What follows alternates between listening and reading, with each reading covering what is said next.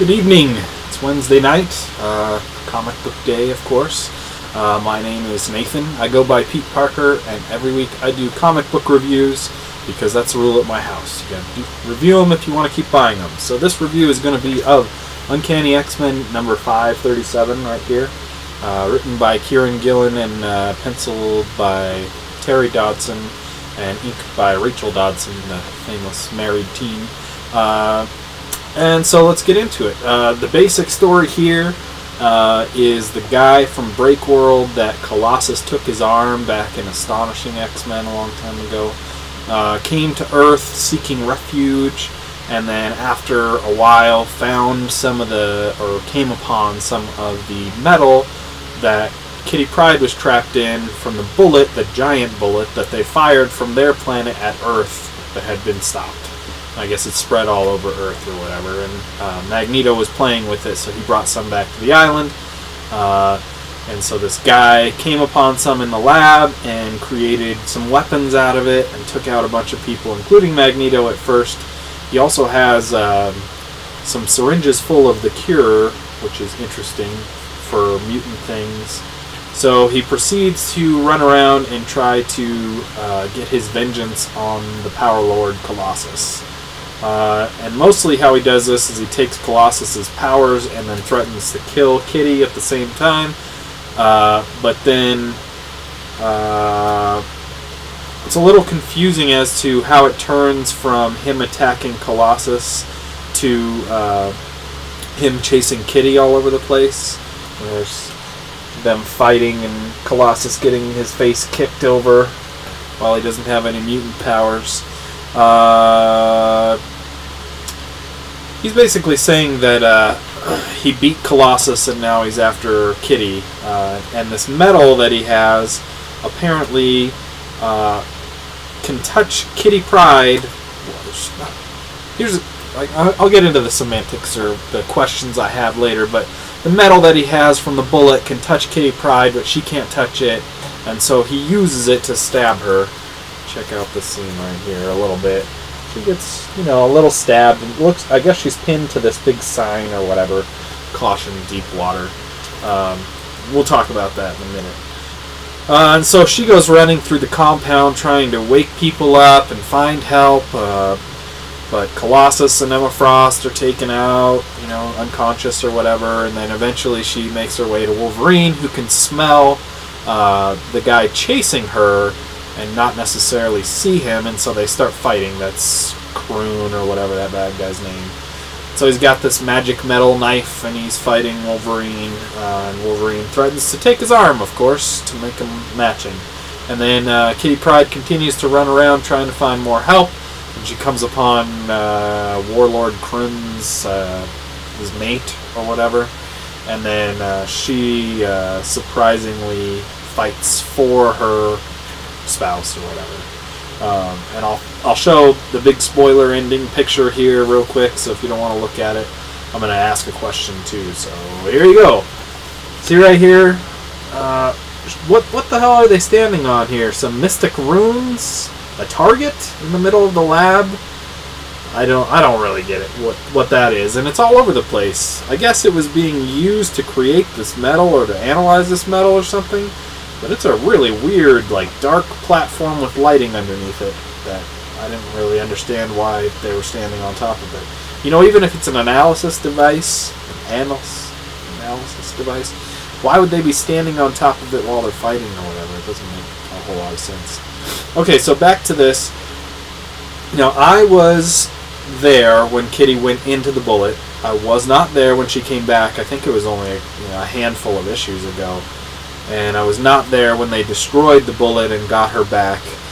So my understanding of her change in powers is very limited. From what I understand, unless she has the suit that Xavier made for her on, nobody can hear her or touch her or see her. Right? So she tries to talk to Emma Frost when she goes to get help. Makes sense because she's, psychic psychic. But, here's the thing I don't get, right? Right here, stabs her into this sign. Here's the sign up here, right there. and she seems pinned there while Kroon and Colossus fight, right? Because there's them fighting, and there she is, still stuck to the thing, and he comes over and pulls it out. Now, if she's intangible, right, which is why no one can hear her or see her or whatever, then it makes sense that this metal doesn't really react with her well, right? She can be stabbed by it, but she can't grab it or whatever. But that doesn't mean that she couldn't, like, back her way out. Say I have something stabbed right here. If I slowly backed away, even if there was a sign behind me, I'm intangible. I can back through the sign and get that thing out of my shoulder, and run away. So I don't know how, maybe the metal made the sign, the wooden sign, all of a sudden impossible to pass through at the same time too. But I don't know. A little bit of change. But I really like this story, actually. I mean, I don't really care about the Warlord or the Break World or whatever politics they have going on there. But it's interesting that there's an enemy loose on Utopia trying to take out a bunch of people, and he's successful in general, so that's pretty cool. Plus, you really can't beat, well, you can, but, you know, not very much, Terry and Rachel Dodson's artwork, you know, with Justin Ponser on colors, too. It's just really professionally done, and it's really worth looking at. I mean, this is a beautiful X-Men book. And even the beginning page where they show you all the characters, it's just so well done. Everybody looks great there, so, you know, that's really good. There are some really cool parts to this story, but this is only a small part of the long series of stories, or this arc or whatever. So it's hard to judge just based on this. If I really wanted to give it a good rating, then I would rate the entire story from beginning to end, because this is kind of a middle thing. For a while, there's, you know, a little bit of a fight between Colossus and Krun or whatever his name is, and then Kitty's running, and the bad guy's explaining why she can't get these people to help her.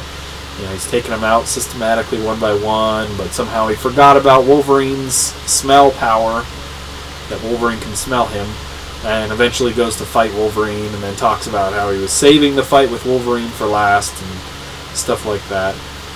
It's good. You know, I would say that the art is above average, and the story is average. You know, maybe a little below average, because it's a middle point of the story. You couldn't exactly just pick this up and be happy with it. You'd have to know what happened beforehand and what happened after to really get it. So I will give it a 3 out of 5. It would have been a 4 out of 5 if it was more of a standalone story, but I don't think that's what its intent is anyway. But the artwork's great. I mean, that's the entire reason that I picked it up. Really. I mean, who cares about the Break World characters? Except that guy's trying to kill everybody. There you go.